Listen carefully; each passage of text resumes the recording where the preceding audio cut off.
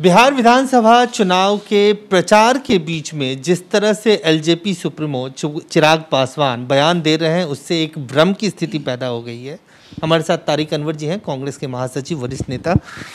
BJP और JDU का बिहार में गठबंधन है। बीजेपी लगातार एलजेपी को वोट कटवा पार्टी कह रही है। चिराग पासवान फिर भी प्रधानमंत्री की तारीफ कर रहे हैं और कह रहे हैं हम तो बीजेपी के हैं। देखिए, आपने ठीक कहा कि भ्रम की स्थिति है, लेकिन ये भ्रम कौन फैला रहा है, उसके लिए कौन जिम्मेदार है?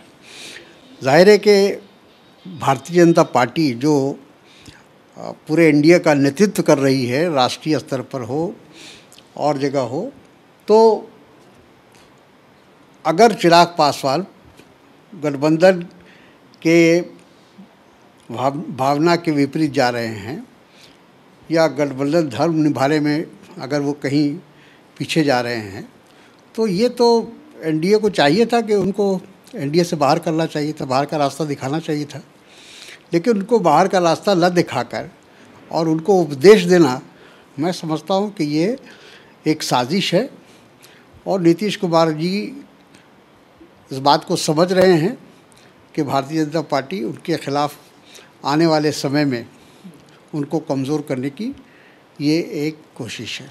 यही सवाल था मेरा तारिक साहब कि क्या नीतीश कुमार इस बात को नहीं समझ पा रहे हैं? चिराग पासवान कह रहे हैं कि वो नहीं देखना चाहते इस चुनाव के बाद कि मुख्यमंत्री नीतीश कुमार रहे। दूसरी तरफ वो कह रहे हैं कि हनुमान की तरह है वो, प्रधानमंत्री के ऐसे भक्त हैं वो। तो ये दोहरी सियासत क्या है? नीतीश कुमार जी मेरा ख्याल है बहुत ही अनुभवी नेता हैं और मैं नहीं समझता कि ये छोटी सी बात उनको समझ में नहीं आ रही है कि चिराग पासवान का जो इतना हौसला बुलंद है, तो उसके पीछे कौन सी ताकत है। सब लोग इस बात को समझ रहे हैं, वो क्यों नहीं समझेंगे? जिससे बात कीजिए, बिहार के अंदर आज यही कह रहा है कि चिराग पासवान अकेले थोड़ी है, उनके साथ बीजेपी भी खड़ी है। तो ये बीजेपी जेडीयू के साथ भी है और एलजेपी के साथ भी, और चुनाव के बाद जिसके साथ जाने में फ़ायदा होगा उसके साथ जाएगी। बीजेपी, देखिए, उनको सत्ता चाहिए, हुकूमत चाहिए, और इसके लिए आप देख ही रहे कि कई राज्यों में उन्होंने जो चुनी हुई सरकार थी, बहुमत की सरकार थी, उसको गिराने का काम किया।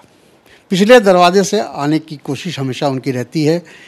पिछले 2015 में भी लोगों ने भारतीय जनता पार्टी को बिहार में नकार दिया था, लेकिन पिछले दरवाजे से फिर एक बार नीतीश जी को अपनी तरफ लाकर उन्होंने जो एक तरह से बिहार के लोगों का वर्डिक्ट था, उसके विपरीत वहाँ भाजपा के साथ उन्होंने सरकार बनाई। एक आखिरी सवाल, चुनाव के बीच में ही जिस तरह से हर बार होता है कि हेट स्पीच, हेट कैंपेन चलता है, कल जिस तरह से राहुल गांधी को राहुल लाहौरी कहा गया, आपको लगता है कि इस तरह के बयानों का भी कुछ असर होगा चुनाव में? पात्रा के बयान को गंभीरता से लेने की आवश्यकता नहीं है, क्योंकि ये इसी तरह से उलझुल बातें करते हैं और भारतीय जनता पार्टी में उनको इसीलिए रखा गया है कि वो विपक्ष पर कीचड़ उछालते रहे, गाली देते रहे, विपक्ष के नेताओं पर कुछ न कुछ ऐसे